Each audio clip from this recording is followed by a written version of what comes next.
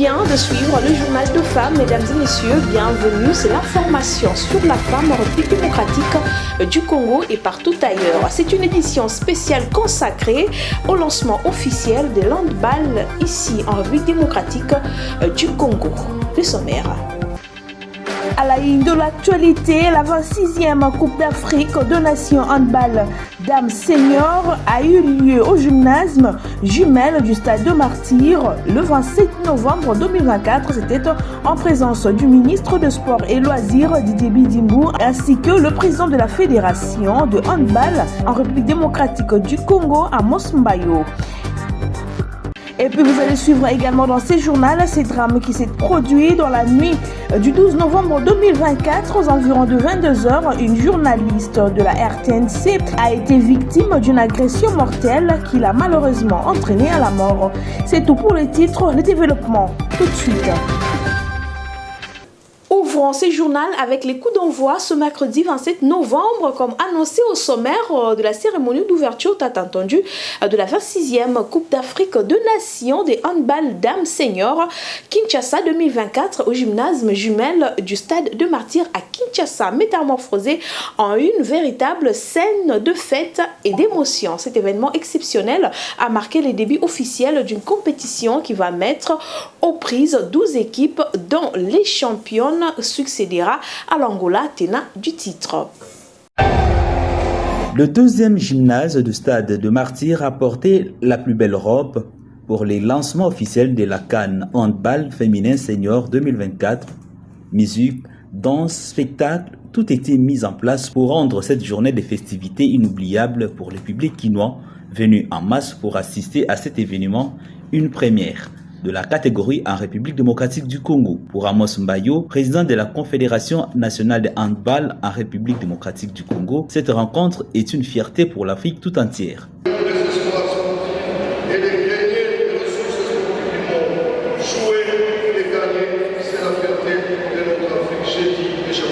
Didier Bidimbu, ministre des Sports et Loisirs, a dans son allocution déclaré que la CAN est plus qu'un événement sportif pour la femme africaine. À ces jours, nous sommes rassemblés pour célébrer non seulement le sport, mais aussi la résilience et la promotion de la femme africaine, afin que celle-ci accède à plus d'égalité. C'est sur ces mots que la 26e édition de Handball Féminin Senior 2024 a été ouverte. Ainsi, je déclare officiellement ouverte la 26e édition de la Coupe d'Afrique des Nations de handball Senior Dames Congo. Belle entame des léopards dames, une première à domicile devant son public au gymnase du Stade de Martyrs à Kinshasa. Le filles de coach Machi se sont imposées largement devant les Ougandaises 38 à 11. C'est le score qui a sanctionné cette rencontre dernière de la première journée. Portés par leur palmarès déjà impressionnant, incluant 2 médailles de bronze en 2012 et 2018 et une d'argent en 2012, les Congolaises ont démontré leur ambition d'obtenir le ticket pour les championnats du monde. Dès les premières minutes, les joueuses dirigées par Clément Machi n'ont laissé aucune chance à leurs adversaires. Devant une foule en liesse venue les soutenir, elles ont livré une première mi-temps éclatante, écrasant le quart avec un score de 17 à 3. Une défense intraitable et une attaque incisive ont été les clés de cette domination.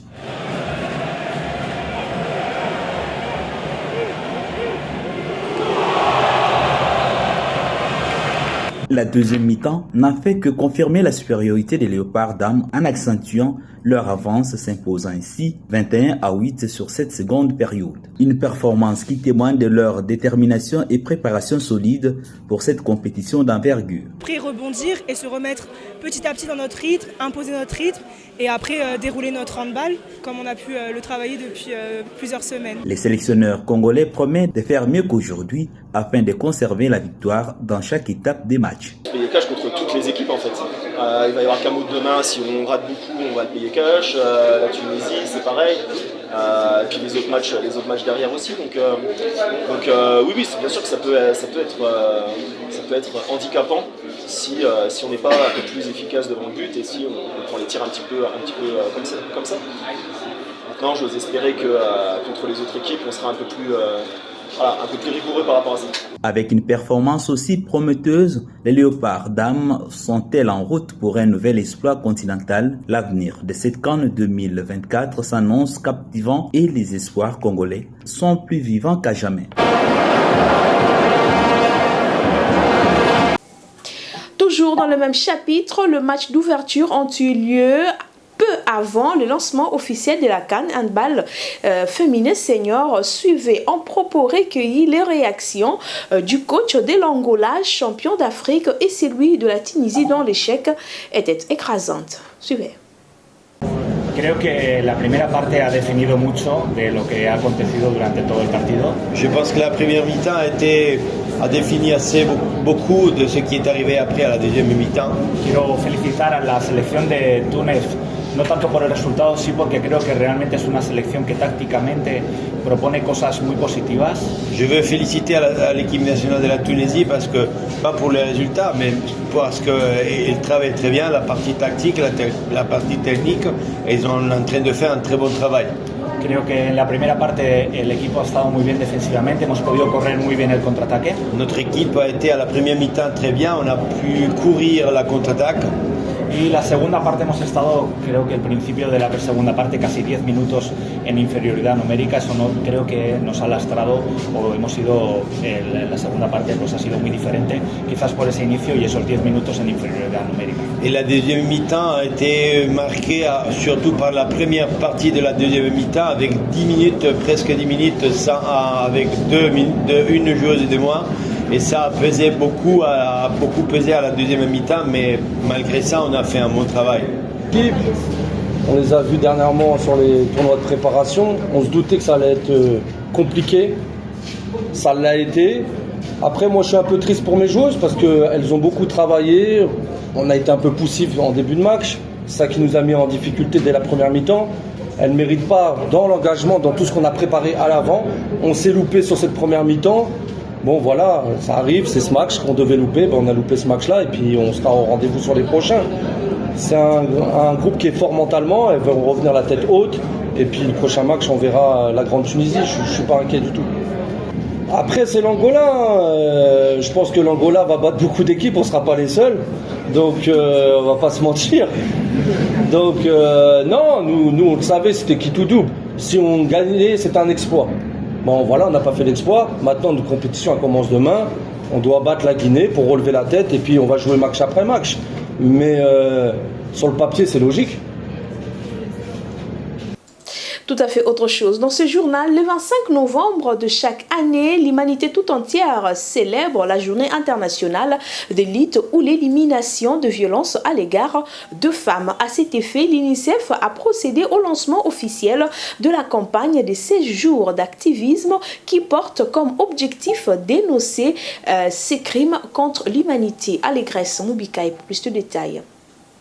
Durant 16 jours, soit du 25 novembre au 10 décembre, le monde militera contre ces actes odieux à l'égard des femmes. La violence à l'égard des femmes et des filles reste l'une des violences des droits de l'homme qui ravagent le monde. Près d'une femme sur 3 subit les violences physiques ou sexuelles par leurs partenaires intimes. 51 000 femmes en 2023 ont été victimes des violences de ce genre et elles s'achevaient par tuer ces victimes. Les agents causaux de ces violences sont les partenaires des victimes ou des membres de leur famille. C'est ainsi que le mot d'ordre a été donné. Toutes les 10 minutes, une femme est tuée. Pas d'excuses. Il est important de mettre en œuvre des stratégies, des méthodes solides et efficaces pour faire face à ces violences dont les acteurs de ces violences restent pour certains impunis. Et un financement doit être mis à la disposition de ces victimes et aux organismes pour femmes qui portent cette lutte, une amélioration sur le plan légal pour poursuivre les coupables. Cette campagne a pour objectif d'attirer l'attention sur l'augmentation exagérée des violences à l'égard des femmes afin de relancer les engagements. Lors de son voyage de service au Rabat, au Maroc, la première ministre Judith Suminwa a profité pour faire une visite de courtoisie à Mama Bobila Dawa Mobutu, épouse du feu président du Zaïre Mobutu. Quant à ce qui concerne son retour au pays, Mama Bobila Dawa conditionne cela. Écoutez sa réponse dans ces récits que vous propose votre rédaction. Mama Bobila Dawa, veuve du maréchal Mobutu Sese Seko, a récemment exprimé sa volonté de retourner en République démocratique du Congo. Cependant, elle a posé une condition préalable que le gouvernement congolais procède à la réhabilitation complète de l'image de son défunt époux, Mobutu Sese Seko, qui a dirigé le pays pendant plus de 3 décennies. Cette déclaration intervient alors que les débats sur les rôles historiques de Mobutu dans l'histoire de la RDC continue de diviser les Congolais. Certains voient en lui un bâtisseur de l'unité nationale, tandis que d'autres critiquent son régime pour la corruption et l'autoritarisme qui ont marqué son long règne. Les retours de la famille Mobutu pourraient être perçus comme une étape de réconciliation nationale, mais il reste à voir si les autorités actuelles acceptent cette condition. Ces gestes s'inscriraient potentiellement dans une dynamique plus large de réhabilitation de figures historiques controversées en Afrique. Une cérémonie exceptionnelle s'est tenue le 22 novembre 2024 à Rennes, en France, marquant une étape historique pour l'éducation en République démocratique du Congo. 26 boursiers congolais de la première promotion de l'Académie internationale des Management Excellencia ont effectivement reçu leur diplôme en licence en coordination des projets alternatifs et solidaires aux côtés des 12 de leurs collègues français et d'autres nationalité à l'école. C'était en présence de la première dame, Denise Nyakiro. Ces programmes de double diplomation est le fruit d'un partenariat novateur entre la Fondation Denis Nyakiro Tshisekedi et les groupes des Landes, avec pour objectif de promouvoir l'excellence académique et de préparer une élite congolaise capable de relever les défis du développement du pays. La cérémonie a connu la participation très marquée de la distinguée première dame de la République démocratique du Congo, Denis Nyakiro Tshisekedi, présidente de cette fondation qui porte son nom, accompagné des personnalités, des renommées et d'invités de marque. Son engagement constant pour l'éducation et son rôle moteur dans la création de ces programmes de bourse ont été salués à plusieurs reprises lors de l'événement. Prenant la parole, Denis Nyakiro Tshisekedi a rappelé que ces 26 actionnaires ne représentent pas seulement une réussite individuelle, mais aussi un symbole de l'inclusivité et de la diversité de la jeunesse congolaise réunie autour du dénominateur commun, l'excellence académique. Cette distinction m'honore et me touche profondément. Elle incarne les valeurs que nous partageons tous ici, la persévérance, l'excellence et l'engagement envers l'avenir. À vous tous, diplômés de cette promotion, je dis ceci. Vous êtes la lumière qui éclaire les chemins les plus obscurs. Vous avez surmonté des défis, parfois immenses, et aujourd'hui vous êtes prêts à écrire les prochaines pages de vos histoires. Je suis convaincu que cette promotion deviendra une source d'inspiration pour les générations futures. Portez fièrement ce diplôme, non pas pour une fin, mais comme le début d'une nouvelle aventure. Vous avez consacré des années de travail et de dévouement pour arriver à ce moment, et cela mérite notre admiration. Le programme Excellencia lancé par la Fondation Denis Nyakiro Tshisekedi en 2020 vise à offrir les opportunités académiques à des jeunes Congolais talentueux, leur permettant d'étudier aussi bien au niveau national qu'international. Pour cette première promotion de l'AME baptisée Promotion Denis Nyakiro Tshisekedi, les boursiers ont suivi un parcours hybride unique, 2 années en formation à Kinshasa avec 2 cours en ligne dispensés par les enseignants français et congolais, puis une 3e année sur le campus de l'école 3A à Rennes. En clôturant la cérémonie, les boursiers ont exprimé leur gratitude envers la première dame et l'ensemble des acteurs impliqués dans leur parcours. Certains ont confié leurs projets d'avenir allant à la création d'entreprises agroalimentaires pour réduire les importations en RDC et à la coordination de projets humanitaires et de développement local. L'avenir s'annonce prometteur pour ce jeune diplômé porteur d'un message d'espoir et d'un engagement renouvelé pour contribuer au développement de leur pays. Elle s'est éteinte. Jemima Mongo Mambara, journaliste et présentatrice du journal à la radio nationale congolaise, a succombé à ses blessures le dimanche 24 novembre 2024. Jemima Mambara était victime d'une agression mortelle par les civiques communément appelés Kuluna aux environs de 23 heures au niveau de Kokokolo, juste après son journal le 12 novembre 2024. Mort survenue et qui a porté beaucoup d'émotions. Suivez.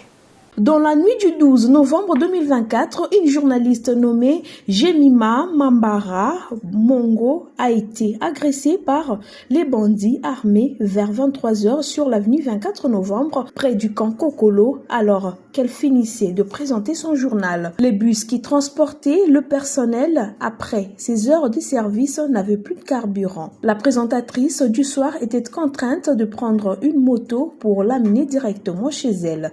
La victime avait reçu les coups violents au niveau de sa tête qui l'ont malheureusement entraîné à la mort ce dimanche 24 novembre 2024 malgré une prise en charge à l'hôpital du Cinquantenaire. Après cet accident, l'association de femmes journalistes de la presse écrite dénonce dans un communiqué publié la gravité de cet acte qui est une violation de droits humains, en particulier du droit à la sécurité, et interpelle les autorités conséquentes à prendre des mesures adéquates et concrètes pour garantir la sécurité des journalistes et surtout pour ceux qui travaillent tardivement en mettant à leur disposition de transports sécurisés pour leur permettre de se rendre à leur domicile en toute sécurité.